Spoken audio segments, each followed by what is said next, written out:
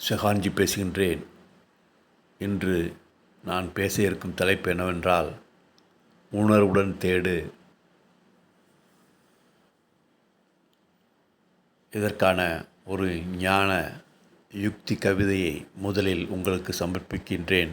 என் வழியாக வெளிவட்ட ஞான யுக்தியை உங்கள் முன் சமர்ப்பித்து அதற்கான விளக்கத்தை கூறுகின்றேன். தேடு, உணர்வுடன் தேடு. நீ உணர்வுடன் தேட தேட நீ தேடியது உன்னுள் சித்திக்கும். மனிதன் ஏன் தேட வேண்டும்? எதற்காக தேட வேண்டும்? புற உலக வாழ்க்கைக்காக பொருளையும் பொன்னையும் பதவியையும் புகழையும் அனைத்தையும் அவன் தேட வேண்டும். அதேபோல் அவன் அகத்தேடலையும் தேட வேண்டும். அகத்தேடல் தேடினால்தான் அவனுக்கு அவனுள் உள்ள அற்புதமான அகச்செல்வத்தை அவன் கண்டுணர முடியும். இந்த சமுதாயம் ஒரு தனி மனிதனுக்கு வெளித்தேடலை மட்டும் கற்றுக் கொடுத்து அகத்தேடலை கற்றுக் கொடுப்பதற்கு மறுத்துவிட்டது. அதனால்தான் அவனுடைய ஆணவ மனதால் மிகவும் இறுக்கமாகவும் பதட்டமாகவும் செயல்பட்டு துன்பத்தில் ஆளாகின்றான். அவன் இன்னும் வாழவே இல்லை. வெளிப்புற தேடல் மட்டும் செய்து கொண்டிருக்கும் மனிதனால் சரியான வாழ்க்கை வாழ முடியாது. ஒரு கொண்டாட்டத்தன்மையான வாழ்க்கையை அவனால் வாழவே முடியாது. அவன் தற்காலிகத்தனமான கொண்டாட்டத்தை உணர முடியுமே தவிர, உண்மையான கொண்டாட்டத்தன்மையை, உண்மையான ஆனந்தத்தை, உண்மையான பேரானந்தத்தை அவனால் உணரவே முடியாது. அவனுடைய ஆணவ மனம் அதற்கு வழிவகை செய்யாது. அவனது வெளித்தேடல் பயணம் அதற்கான சூழ்நிலையை ஏற்படுத்தாது. அவனது இயல்பை கண்டுணர வேண்டுமென்றால் அகப்பயணம், அகத்திருப்பல் அவனுக்குள் நிகழ வேண்டும். இந்த அகத்திருப்பல் ஏற்படுவதற்கு அவன் முதலில் வெளிப்புறமாக பயணம் செய்தே ஆக வேண்டும். வெளிப்புறமாக அவன் தேடலை செய்தே ஆக வேண்டும். ஏனென்றால் அவன் அகப்பயணத்திற்கு ஆயத்தமாகும் பொழுதெல்லாம் அவனது ஆணவ மனம் முன் வந்து நான் தேடுகிறேன் என்று வந்து நிற்கும். அந்த ஆணவ மனதை இயல்பாக அமைதிப்படுத்த ஒரு ஞான உத்தியை தான் நான் தேடு, உணர்வுடன் தேடு, நீ உணர்வுடன் தேட தேட நீ தேடியது ஒன்றுள் சித்திக்கும் என்ற ஞான உத்தியை உங்களுக்கு வழங்கியிருக்கின்றேன். இந்த பிரபஞ்சம் என் வழியாக இந்த ஞான யுத்தியை வழங்கியிருக்கின்றது. தேட வேண்டும், உணர்வுடன் தேட வேண்டும். இதுதான் முக்கியம். சாதாரணமாக மனிதனை தேடவிட்டால் அவன் பொன், பொருள், பதவி, புகழை மட்டும் தேடி ஒருமுகமாக வெளிப்புற பயணத்தை செய்து அவன் தேட வேண்டிய அகத்தேடலை மறந்து விடுகின்றான். முதலில் இந்த ஆணவ மனதை அமைதிப்படுத்த வேண்டும். அதற்கு ஒரு வேலை கொடுக்க வேண்டும். அதற்கு வேலை கொடுத்து அதன் கவனத்தை திசை திருப்ப வேண்டும். அதற்கு வேலை கொடுத்து அதற்கு செல்லும் உயிர் சக்தியை மடைமாற்றம் செய்ய வேண்டும். அதற்காகத்தான் நான் தேடு, உணர்வுடன் தேடு, உணர்வுடன் தேடல் என்ற யுக்தியை மனதிற்கு வழங்க வேண்டும். இப்படி ஒரு மனிதன் தேடலை உணர்வுடன் செய்தால், உணர்வுடன் அவன் தேட ஆரம்பித்தால், அவன் மனதிற்கு செல்கின்ற உயிர் சக்தி சிறிது சிறிதாக குறைந்து கவனித்தல் சக்தியாக மாறி அவனுடைய வெளித்தேடலின் வேகம் குறைந்து முழுமையாக கவனித்தல் சக்தியாக மாறி அவனது ஆணவ மனம் இயல்பாக அமைதிக்கு உயிர்த்தலும், இயல்பாகவே அவனது ஆணவ மனம் இரண்டாம் நிலைக்கு சென்றுவிடும். இயல்பாகவே அவனது ஆணவ மனம் அந்த மனிதனை அடிமைப்படுத்தாமல், தொந்தரவு செய்யாமல், ஆளுமைப்படுத்தாமல் அந்த மனிதனை இயல்பான அமைதி நிலைக்கு உயர்த்திவிடும். இந்த நிலையில்தான் அகத்திருப்பு ஏற்படுவதற்கான, அகப்பயணம் ஏற்படுவதற்கான, அகத்தை நோக்கி செல்வதற்கான ஒரு சூழ்நிலையை ஏற்படுத்துகின்றது. இப்பொழுது அந்த மனிதன் அகத்திருப்பதற்கு ஆயத்தமாகி விடுவான். அகப்பயணம் செய்வதற்கான உயிர் சக்தியை அவன் பெறுகின்றான். இயல்பாகவே இந்த நிலையில் அவன் உள்முகமாக பயணித்து அவனுக்குள் தியானத்தன்மை நிகழ்ந்து அவனுடைய மனதையும் இதய தளத்தையும் உணர்வுடன் கலந்து உயிர்த்தன்மை என்ற தளத்திற்கு தூக்கி வீசப்படுகின்றான். உயிர்த்தலைமை தளத்திற்கு அவன் வந்த பிறகு அந்த தளத்தையும் உணர்வுடன் அவன் அகத்திடல் செய்தால் அவன் பரமாத்ம தன்மைக்கு தூக்கி வீசப்படுவான். அந்த நிலைக்கு செல்லும் பொழுதுதான் அவனுடைய அகச்செல்வம் என்னவென்று அவனால் உணர முடியும். அவன் தேடியது அப்பொழுதுதான் அவனுக்கு சித்திக்கும். ஒரு சைனா நாட்டில் நடந்த ஒரு தியான யுக்தி கதையை உங்களுக்கு வழங்குகின்றேன். சீன ஞானி லாவோ ட்சு அவர் இந்த கதையை அடிக்கடி சொல்வார். ஒரு தேடலுள்ள ஒருவன் அகத்தேடலுக்காக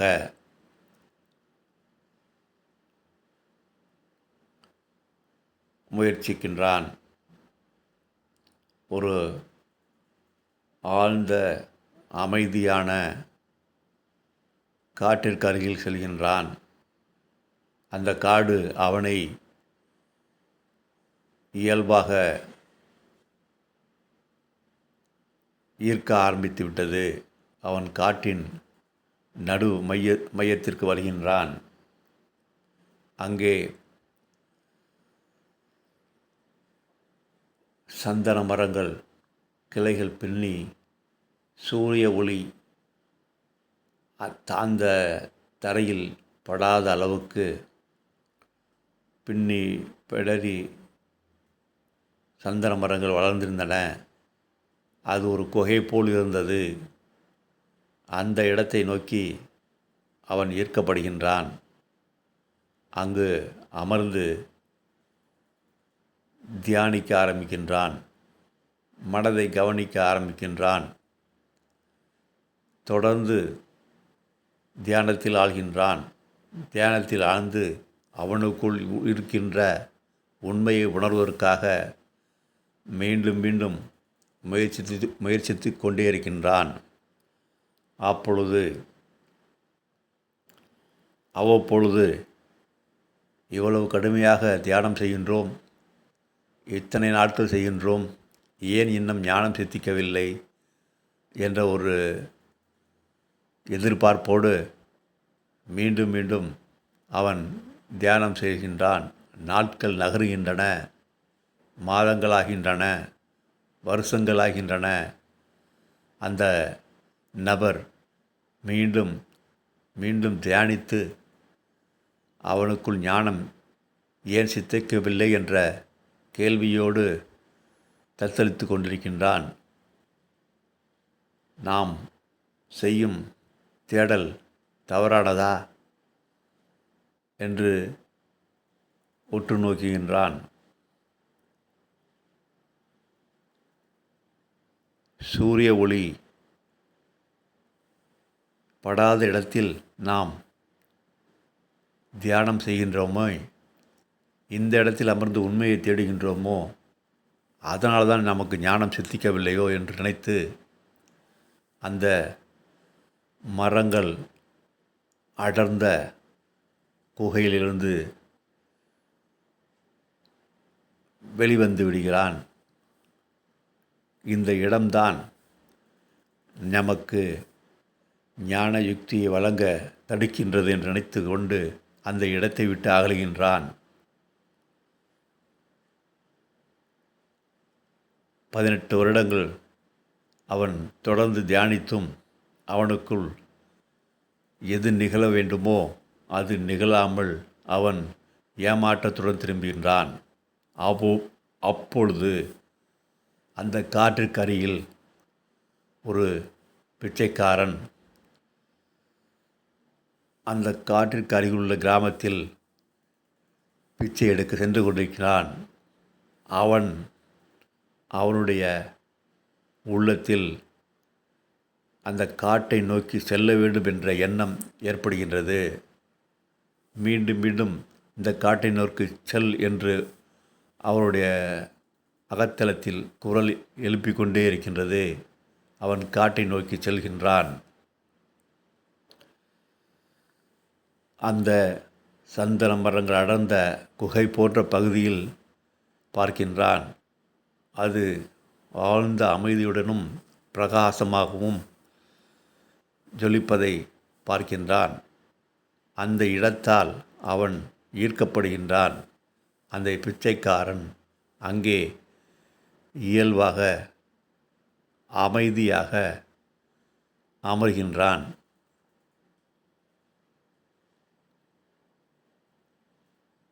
அந்த அமைதி அவனை அகத்தேடலுக்கு திருப்பி விடுகின்றது. அவனுள் இயல்பாக தியானத்தின் தன்மை நிகழ ஆரம்பிக்கின்றது. அவன் எதனையும் எதிர்பார்க்கவே இல்லை. அவன் அந்த அமைதியால் ஈர்க்கப்பட்டு அவன் அந்த காட்டால் ஈர்க்கப்பட்டு காற்றினுள் அந்த மரக்குகையில் அமரச் செய்து அவனை தியானத்தன்மையில் ஆழ்த்திவிட்டது. அவன் தியானம் செய்ய வேண்டும் என்று அவன் முயற்சிக்கவே இல்லை. அந்த ஆழ்ந்த அமைதி ஈர்த்ததால் அந்த குகையில் அமர்ந்து தியானிக்கின்றான். சிறிது நாட்களுக்கு பிறகு 18 நாட்களுக்கு பிறகு அவனுக்குள் ஞானம் சித்திக்கப்பட்டு அவனுடைய அகச்சலத்தை அவன் கண்டுகொள்கின்றான். முதலில் வந்த மனிதன் தேடினான். அந்த தேடலை உணர்வற்று தேடினான். உணர்வற்று தேடினால் ஆணவம் அவனை பின்தொடர்ந்து கொண்டே இருக்கும். அவனுடைய பயணத்திற்கு தடைகளை ஏற்படுத்தி கொண்டே இருக்கும். பயணத்திற்கு அவன் எந்த வித கடுமையான முயற்சிகளை மேற்கொண்டாலும், தியானத்திற்கு அவன் ஆயத்தமானாலும், அவனை அந்த ஆணவ மனம், அந்த முயற்சி அதனை அடைவதற்கு தடையாகவே இருந்து கொண்டிருக்கும். அதனால்தான் அவன் 18 வருடங்கள் தியானத்திற்கு முயற்சித்தும் அவனுள் ஞானம் சித்திக்க வழிவகை ஏற்படாமல் ஏமாந்து அந்த இடத்தை குறை கூறி அந்த ஆணவ மனம் அவனை இந்த இடம்தான் உன்னை உண்மை அறிய தடுக்கிறது என்று ஒரு பயத்தை ஏற்படுத்தி அந்த மரக்குகையிலிருந்து அவன் வெளியே வந்து விடுகின்றான். இந்த நிலையில் இயல்பாக ஏற்கும் மனப்பான்மை கொண்ட எளிமையான செயலை கொண்ட ஒரு பிச்சைக்காரன் அந்த ஆழ்ந்த அமைதியால் அந்த மரக்குகையால் ஈர்க்கப்படுகின்றான். அந்த காட்டை நோக்கி ஈர்க்கப்படுகின்றான். அந்த காட்டில் உள்ள மரக்குகையில் அமர்ந்து இயல்பாக தியானத்தன்மை அவனுள் ஏற்படும் நிலைக்கு ஆளாகிறது. அந்த அமைதியில் அவன் தேடுகின்றான். ஆனால் அவன் அந்த தேடலை உணர்வுடன் தேடுகின்றான். அவனுடைய இயல்பான உணர்வாகிய விழிப்புடன் தேடுகின்றான். அவன் அந்த தேடலை செயலற்ற செயலாக செய்ய ஆரம்பித்து விடுகின்றான். செயலற்ற செயல் என்றால் தேடுகிறேன் என்ற உணர்வை மறந்து இயல்பான விழிப்புடன் அவன் அகப்பயணம் செய்ய ஆரம்பிக்கின்றான். அதனால் அவனுக்கு 18 நாட்களில் ஞானம் சித்திக்கப்பெறுகின்றது. ஆனால் முன்னால் வந்த ஒருவனால் 18 வருடங்கள் தியானித்தும் ஏன் அவனால் ஞானத்தை உணர முடியவில்லை? காரணம், அவன் தேடலை உணர்வுடன் செய்யவில்லை. அவன் தேடலை உணர்ந்து செய்யவில்லை. உணர்ந்து செய்தால்தான், உணர்வுடன் செய்தால்தான் அவனிடம் சரியான தேடல் தன்மை வெளிப்படும். இயல்பான தேடல் தன்மை வெளிப்படும். அப்பொழுதுதான் ஆணவமானம் அகன்று அவனுக்கு அகத்திருப்பல் ஏற்பட்டு அவனுக்குள் தியானத்தன்மை நிகழ்ந்து அவன் எந்த செல்வத்தை அடைய வேண்டுமோ அதை அடைவதற்கான சூழ்நிலையை ஏற்படுத்தும். அந்த மனிதன் 18 வருடங்கள் தியானிக்கின்றான். எதிர்பார்த்து கொண்டே தியானிக்கின்றான். தியானிப்பவர்கள், தியானத்தில் ஆள்பவர்கள், தியானத்திற்கு முயற்சிப்பவர்கள் அந்த தியானம் நிகழும்போது அதீத எதிர்பார்ப்புகளோடு இது வேண்டும் அது வேண்டும் என்று அதீத எதிர்பார்ப்புகளோடு அமரக்கூடாது. இயல்பாக அமைதியாக அகத்தேடலை செய்ய வேண்டும். ஒரு சரணாகதி தன்மையோடு அவன் அந்த தியானத்திற்கு ஆயத்தமாக வேண்டும். அப்படி செய்தால்தான் அவனது ஆணவமானம் விலகி சரியான அகத்திருப்பல் ஏற்பட்டு சரியான உள்முக பயணம் அவனுள் நிகழ்ந்து தியானத்தன்மை இயல்பாகவே நிகழ்ந்து மனதை கடந்து உணர்வுகளை கடந்து அவனுடைய உயிர்த்தன்மை தளத்திற்கு உயிர்த்தெழும் சூழ்நிலைக்கு ஏற்பட்டு அவன் பரமாத்ம தன்மை தளத்திற்கு ஈர்க்கப்பட்டு அவனுள் ஞானம் சித்திக்கப்படுகின்றது.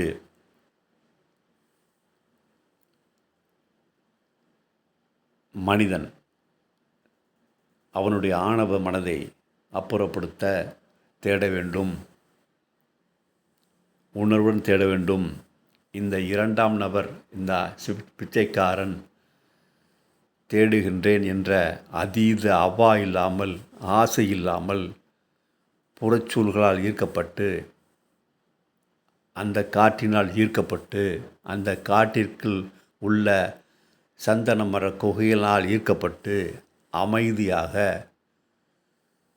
அந்த அமைதிக்கு ஆட்பட்டு இயல்பாக தியானத்தன்மை அவனுள் நிகழ்ந்து அவன் எதை பெற வேண்டுமோ அவன் பெற்றுவிடுகின்றான். புத்தர் வாழ்விலும் இதுதான் நடந்தது. அவர் தேட ஆரம்பித்தார். ஆரம்ப கட்டத்தில் கடுமையான தவங்களை செய்தார். அவரது முன்வயிறும் முதுகும் ஒட்டி அளவுக்கு கடும் தவம் செய்து மயக்கத்தில் வீழ்ந்தார். அப்பொழுது அந்த காட்டிற்கு வந்த ஒரு பெண் அவளது குல தெய்வத்திற்காக படைக்கப்பட்ட பாயாசத்தை சித்தார்த்தருக்கு வழங்கி மயக்கத்தை தெளிவுறச் செய்தார். அப்பொழுது அவர் சிந்திக்க ஆரம்பித்தார். நாம் அனைத்து செல்வங்களையும் பதவிகளையும் விட்டு உண்மையை தேடி தனிமையை நோக்கி வந்தோம். கடும் தவங்கள் செய்தோம். இன்னும் அந்த உண்மை நமக்கு புலப்படவில்லை. அந்த ஞானம் நமக்குள் சித்திக்கவில்லை. ஏன் என்று சிந்தித்து அப்பொழுது அவருக்குள் ஒரு ஞான உக்தி வெளிப்பட்டது. அது என்னவென்றால், மஜ்ஹும் நிகா, மத்திம வழி, நடுநிலையில் செல்தல். நான்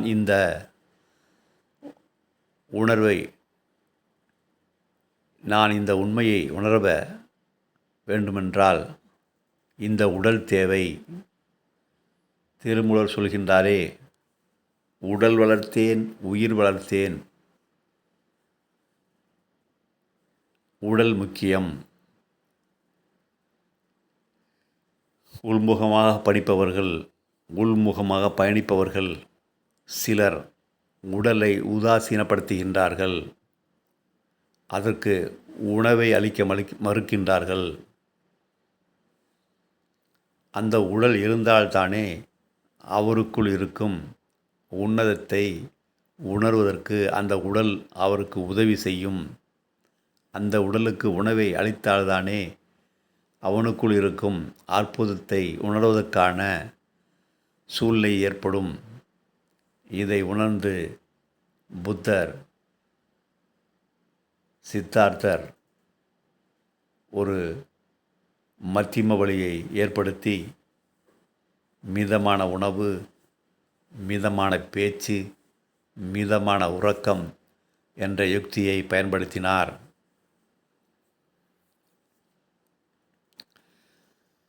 பயன்படுத்தி அவர் மீண்டும் உண்மையை தேட ஆரம்பித்தார். அப்பொழுதும் தேடிக்கொண்டே இருந்தார். அவர் காட்டிற்குள் ஒரு நதியை கடக்க வேண்ட நிலை ஏற்பட்டது. அப்பொழுது அந்த நதியில் தண்ணீர் இல்லை. குறைவாக ஓடிக்கொண்டிருந்தது. அந்த நதியை மெதுவாக நடந்து கடக்க ஆரம்பிக்கின்றார். சட்டென அந்த நதியில் வெள்ளம் ஏற்பட்டு அந்த வெள்ளத்தால் அடித்து செல்லப்படுகின்றார். அவர் உடம்பில் அந்த வெள்ளத்தில் நீந்துவதற்கான சக்தி இல்லை. அந்த வெள்ளத்தால் அடித்து செல்லப்பட்டு அந்த நதி கரையின் ஓரத்தில் அடித்து செல்லப்படுகின்றார். அப்பொழுது நதிக்கரையில் இருந்த மரக்கிளையை பிடித்து கரையில் ஒதுங்குகின்றார். முன்பு காட்டில் சென்று அகத்தேடல் செய்த அந்த உணர்வற்ற தேடலைத்தான் இதுவரை சித்தார்த்தனும் செய்து வந்தார். அதனால் அந்த உணர்வற்ற தேடல் உண்மையை சித்தார்த்தர் உணர்வதற்கான சூழ்நிலை ஏற்படவில்லை. கரையில் அமர்ந்து மனம் வருந்தினார். 6 வருடமாக தொடர்ந்து தியானிக்கின்றோம், உண்மையை முயற்சிக்கின்றோம், எல்லாவித ஞான யுக்திகளையும் பயன்படுத்திவிட்டோம், அஷ்டாங்க யோகங்களையும் செய்துவிட்டோம், எதை அடைய வேண்டுமோ அதை அடையவில்லை என்று மனம் வருந்துகின்றார். அங்கே இருக்கும் போதி மரத்திற்கடியில் அமர்கின்றார். அவர் இதுவரை அவரது மனதின் ஆணவ மனதின் மேற்பார்வையில் செய்த தேடலில் நிறுத்துகின்றார். அந்த தேடல் இயல்பாகவே நிற்கின்றது. அவரது முயற்சிகள் எல்லாம் முயற்சியற்ற முயற்சிக்கு செல்கின்றது. அவர் முயற்சிகளை அனைத்தையும் கைவிட்டார். அவருக்குள் இதுவரை செயல் நடைபெற்று கொண்டிருந்தது. உண்மையை தேட வேண்டும் என்ற உணர்வற்ற செயல் நடைபெற்று கொண்டிருந்தது. அந்த உணர்வற்ற செயலை அவர் கவனிக்க ஆரம்பித்தார். அதனால் அவரிடம் அனைத்து முயற்சிகளும் நின்றது, அனைத்து செயல்களும் நின்றது. அந்த போதி மரத்தின் அடியில், அந்த இரவினில், ஆழ்ந்த அமைதியில் அவர் அனைத்து முயற்சிகளையும் கைவிட்டார். அப்பொழுது அவருக்குள் செயலற்ற செயல் ஆரம்பித்தது, முயற்சியற்ற முயற்சி ஆரம்பித்தது. அதுதான் உணர்வுடன் தேடும் தன்மையாகும். இந்த உணர்வுடன் தேடும் தன்மை ஒரு மனிதனிடம் நிகழ்ந்தால்தான் அவனுக்குள் ஞானம் சித்திக்கும் சூழ்நிலை ஏற்படும். அன்று இரவுதான் சித்தார்த்தருக்கு அவர் எதை தேடி வந்தாரோ, அவர் எதை தேடி கடுமையான தபம் புரிந்தாரோ, அதற்கான சூழ்நிலை ஏற்பட்டு அவருக்குள் செயலற்ற செயல் ஏற்பட்டு அவருக்கு உணர்வுடன் தேடல் நிகழ்ந்து, அந்த தேடல் அது இயல்பாக நின்று, முயற்சிகள் நின்று, எதிர்பார்ப்புகள் நின்று அமைதியாக ஆழ்ந்திருக்கும் பொழுது அவருக்குள் அவர் எதை பெற வேண்டுமோ அது அவருக்கு கிடைத்தது. மனிதர்களே, தேடுங்கள், உணர்வுடன் தேடுங்கள். இந்த உணர்வற்று தேடினால் நீங்கள் வெளிப்புறமாக மட்டுமே பயணித்து கொண்டே இருப்பீர்கள். உங்களுக்குள் அகத்தேடல் நிகழவே நிகழாது. இந்த சமுதாயம் உங்களை தேடத் தூண்டுகிறது.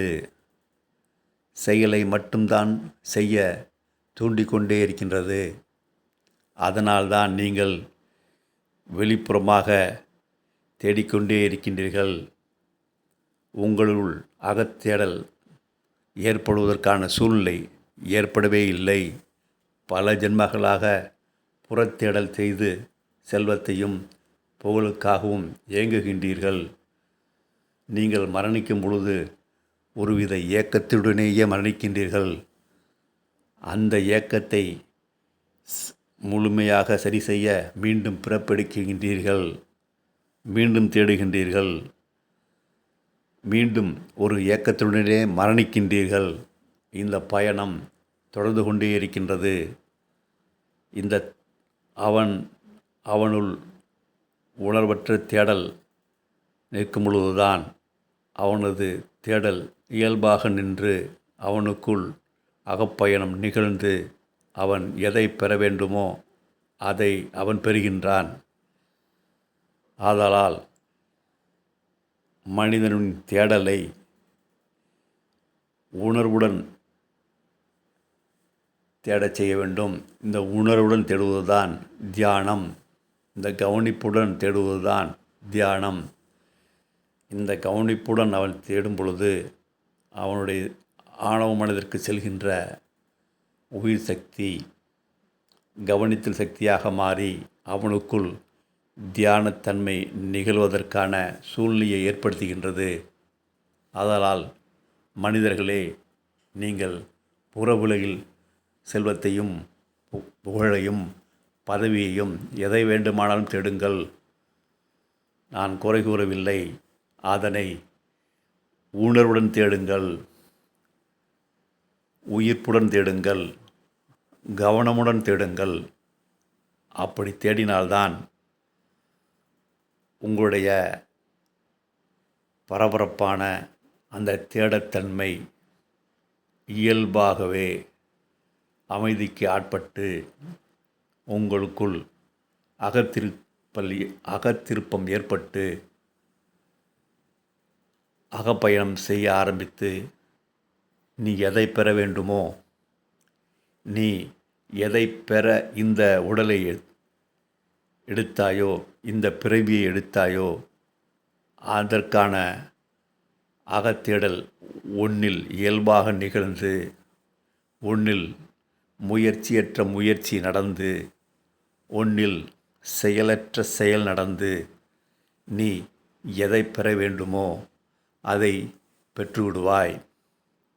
சமுதாயம் சராசரி மனிதனை தேடலை செய்ய வைத்து விடுகின்றது. அவனிடம் வெறும் தேடலை மட்டும் செய்து அவனை பொருளாக மட்டுமே இந்த சமுதாயம் பயன்படுத்தி வருகின்றது. ஆம், ஒரு தனி மனிதனிடம் அகத்திருப்பம் ஏற்படக்கூடாது. அப்படி ஏற்பட்டால் அவன் உயிர்த்தெழுந்து ஒரு கலகக்காரனாக மாறிவிடுவான், ஒரு எதிர்ப்பாளன் ஆகிவிடுவான், ஒரு அகப்போராளி ஆகிவிடுவான். அவன் வழியாக பல உன்னதமான கலகக்குரல் வெளிப்பட ஆரம்பித்துவிடும். அது அந்த சமுதாயத்திற்கு தொந்தரவாகிவிடும்.